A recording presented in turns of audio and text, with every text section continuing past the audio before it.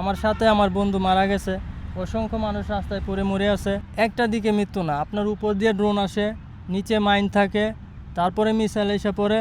দর্শক, Russia Ukraine যুদ্ধ থেকে ফেরত এসেছেন আমাদের এই মোহন মিয়াজি ভাই। আমরা তার কাছ থেকে জানতে চাইব যে বাংলাদেশিরা কিভাবে যুদ্ধে জড়িয়ে পড়েন। বাংলাদেশিরা রাশিয়া ইউক্রেন যুদ্ধে মূলত জড়ায় তাদের নিজের ইচ্ছায়। যারা রাশিয়াতে স্টুডেন্ট বিষয় আছে এবং যারা বিভিন্ন কোম্পানিতে ওয়ার্ক বিষয়ে গেছে, তারা নিজের ইচ্ছাতেই টাকার জন্য বিভিন্ন এজেন্সি ওইখানে ওরা বিলবোর্ড লাগিয়ে দেয় রাস্তায় রাস্তায়। তো ওই বিলবোর্ড থেকে বা অনলাইনে অ্যাপস আছে হেডহান্টার থেকে বা অন্য কোনো মাধ্যম থেকে, যেমন সুহেল সর্দার নীরব একটা মাধ্যম, এদের মাধ্যমে তারা যুদ্ধে ঢুকে। এখন ম্যাক্সিমাম যুদ্ধে ঢুকছে বেশিরভাগ হচ্ছে স্টুডেন্ট। তারপরে কিছু লোক আছে যারা এজেন্ট হিসেবে কাজ করে বাংলাদেশ এবং মিডল ইস্টের বিভিন্ন দেশ থেকে, তারা ট্যুরিস্ট বিষয় নিয়ে যায় রাশিয়ায়। রাশিয়ান সরকারের কথা হচ্ছে রাশিয়ায় যেই লোকে আসুক সে যদি চায় যুদ্ধ করতে পারবে। আর এই ট্যুরিস্ট বিষয় নিয়ে যাচ্ছে ওমান থেকে একটা লোককে, সুহেল সর্দার নীরব, আরও কয়েকটা লোক নিয়েছে, এগুলোর আমার প্রমাণ আছে।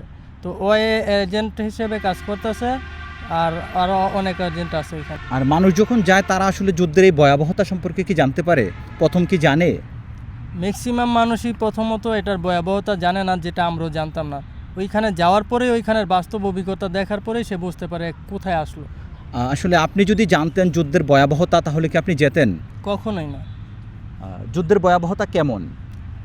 যুদ্ধের ভয়াবহতা এটা এক কথায় বলে শেষ করা যাবে না। মানে ওইখানে মৃত্যু খেলা চলে।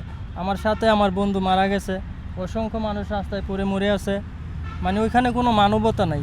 আপনাকে দেখছে শুট ডাইরেক্ট, আপনাকে ড্রোন একটা পাঠাইছে, ডাইরেক্ট আপনাকে মারবেই। বাঙালি যেই মানুষগুলো যুদ্ধে জড়ানোর পরিকল্পনা করছে, আমরা বিভিন্ন অ্যাপসে, বিভিন্ন সোশ্যাল প্ল্যাটফর্মে দেখতে পাই, তাদের সম্পর্কে কোনো মন্তব্য?